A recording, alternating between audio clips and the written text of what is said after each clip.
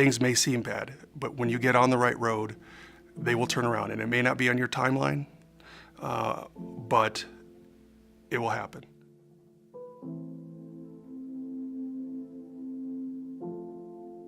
My addiction started right before I graduated high school. I was 17. Started out, like you said, small. I didn't really like it, I just did it every, maybe once or twice a month. And then it became to every weekend, and it was miserable because I was so high that, I would just sit in the corner grinding my teeth and all paranoid. And as the years progressed, of course, the addiction took over, and not realizing it, I still thought that I could quit it at any time, but why?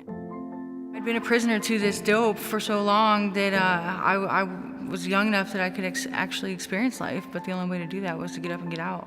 And if I didn't do it and do it soon, I was going to be sitting behind bars,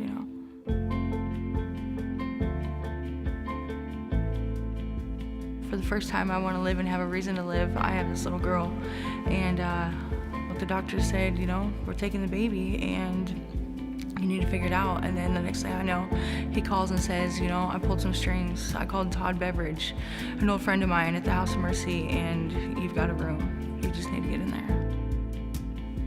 Once they took my baby, from then I was high up until I actually came into the House of Mercy, which again, why would I, I'm fighting for my life, the relapse that took my daughter, that was devastating enough, but here I'm gonna continue to, get high.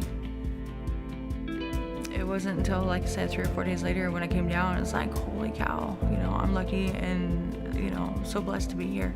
I could have been in a casket right now, my daughter could be burying me. Well, no one ever chooses to be addicted, right? That's something I know a lot of clients want the world to know, that that's nothing that they would ever choose for themselves because of the destruction it wreaks on their lives. Natalie started off coming twice a week, just 2 hours at a time, and of course it was never enough.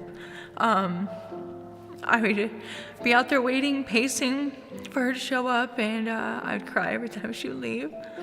But those 2 hours, 2 days a week is what got me through, and, kept fighting for more,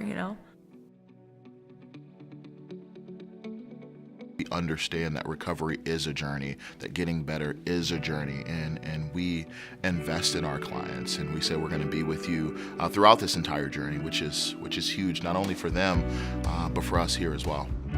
So here at the House of Mercy, I do believe that it changes lives, and it is probably one of the biggest reasons why I'm here and alive today. It's because you do come in, and it's not 30 days, you're not leaving. I mean, it just takes basically 30 days to, get it out of your system and to finally get cleaned up and cleared out.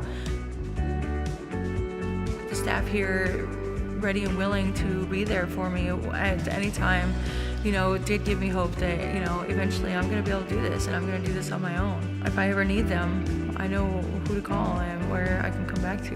I mean, this is my family.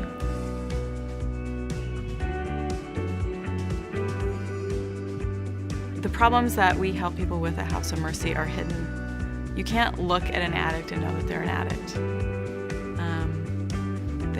Some of our inpatient clients work at the mall, at a fast food place. You could be interacting with them every day and not know it. Not know that your donation is helping the person that's helping you.